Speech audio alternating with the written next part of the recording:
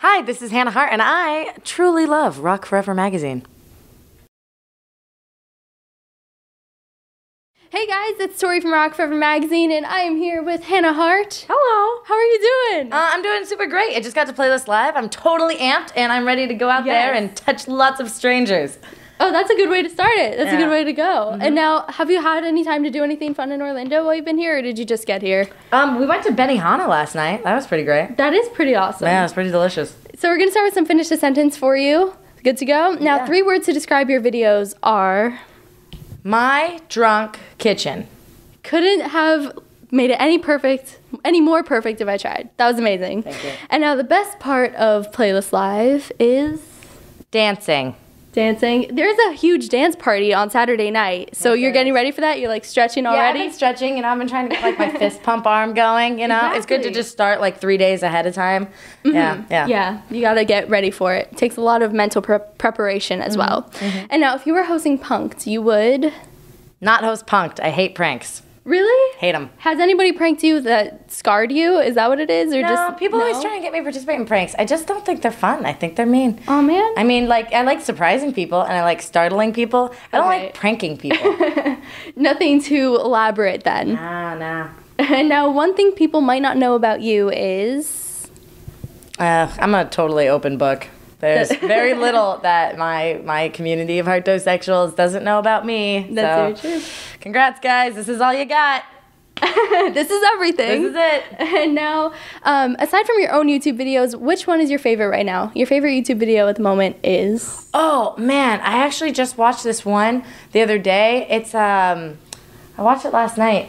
It's like this, like, exploration. This is going to sound really lame. Zafrank did a great video called, like, The Hamster or something like that, and it's really just like a mockumentary on hamsters and how they're planning to take over the world. Cracked me up. Z-E Frank. That sounds like the most interesting YouTube video, but hey, you know what? There are no limits on YouTube, that's for sure. Yeah. And especially with My Drunk Kitchen. Yes. No limits there. Yeah. And now, how did that get started, My Drunk Kitchen? How did that happen? Well, it was actually pretty easy. I'd recently moved from San Francisco to New York, and I was feeling pretty homesick and was G-chatting with a friend of mine. And she was my former roommate, yada, yada, yada, and we were doing, like, video chat. And she was like, hey, Hannah, oh, man, dude, I miss when you would, like, get drunk and cook, man. And I was like, dude, I will get drunk and cook for you right now. So I shot a video, I chopped it up, and I sent it to her and never thought about it again.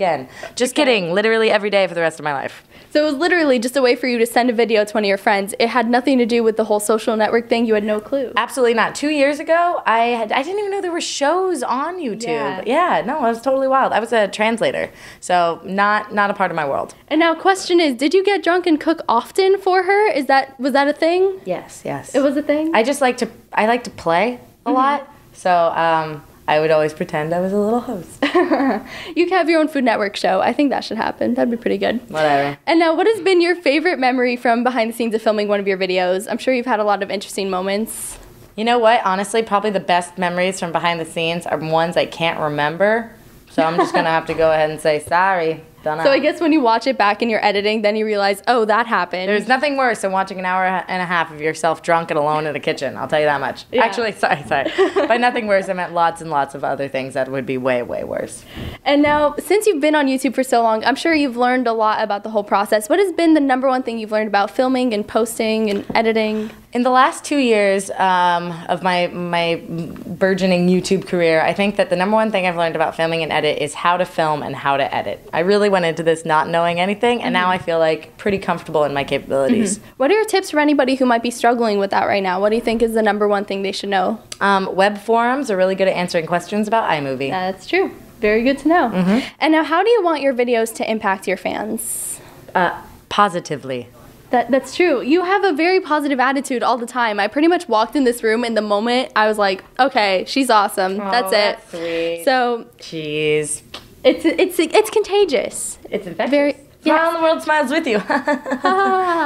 and now your channel is insanely popular right now. Have you had any interesting experiences running into your fans in public or anything awkward like that? every single time I get like recognized in public or somebody's like, hey, are you that girl that does My Drunk Kitchen? Regardless of whether or not they actually want to, I leap onto them and hug them because I'm like, you watch my show? That's awesome! And then I give them a big hug and it feels great. It's like a real physical, embodiment of what you see is just numbers and numbers and numbers online. So it's pretty much just as exciting for you as it is for them, if not more. Oh God, yes. Absolutely. Yeah. And speaking of your fans, this is so exciting. You're going on a tour that has been completely funded by your fans, and it's unreal. Could you tell everybody a little more about that? Yeah, about January of this year, January 2013, I set out to raise $50,000 to do a small, 10-city tour of America, just as kind of like a thank you to go and have the opportunity to meet up with some of my fans and cook in their kitchens. No way. The response was so insane that not only did we raise $50,000 within the first 6 hours of the campaign, we raised $100,000 within the first day. By the end of the 30-day run, we'd raised over $220,000. Yeah, so now I'm going all over America, Europe, Canada, the UK, and Australia and New Zealand. What are you most looking forward to with that? Is it just seeing the fans, or is it experiencing the new countries? Actually, the thing I'm looking forward to the most about it is in every city that we're going to, we're actually hosting a charity meetup because I don't really want to host meetups at a bar. I don't really want to do performances all the time. I think it would be much better if we kind of mobilized all this positive energy that we were talking about and got together and hung out for 3 hours and did some good. I think that's amazing. It's been really fun. Yeah. And now, Playlist Live is amazing because there are so many other YouTubers here and just networking. So if you could collaborate with anybody, who would you want to work with?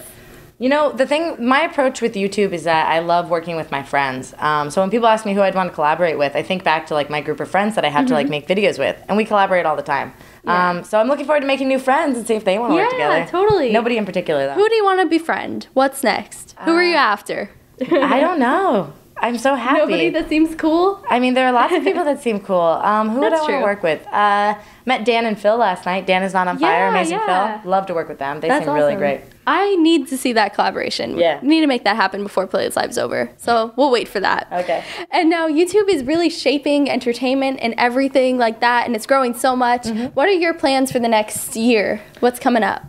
Basically just a tour. We're going to be traveling. We're going to be on the road for 2 months in April, May, the second half of April through the second half of June. And then we're going to leave for Europe and the Southern Hemispheres in September. So the next year of my life is pretty much entirely based on Hello Harto, the tour show. Yes. So everybody head out to HelloHarto.com. See her. Check it out and sign up. That way you can, get the app and stay tuned for updates. And yes, Twitter and social networking sites are a great way to keep in touch. So where can everybody follow you? You can follow me on Twitter at Harto. You can follow me on Instagram at myharto. You can follow me on youtube.com/Harto. And you can check me out at facebook.com/mydrunkkitchen. Yes. Yeah. Well, thank you so much for hanging out. It was so great talking to you. Awesome. And everybody watching, make sure you check out her videos and get stoked for that tour coming up very soon. Subscribe to our channel as well for more interviews, and I'll see you next time. Bye. Bye.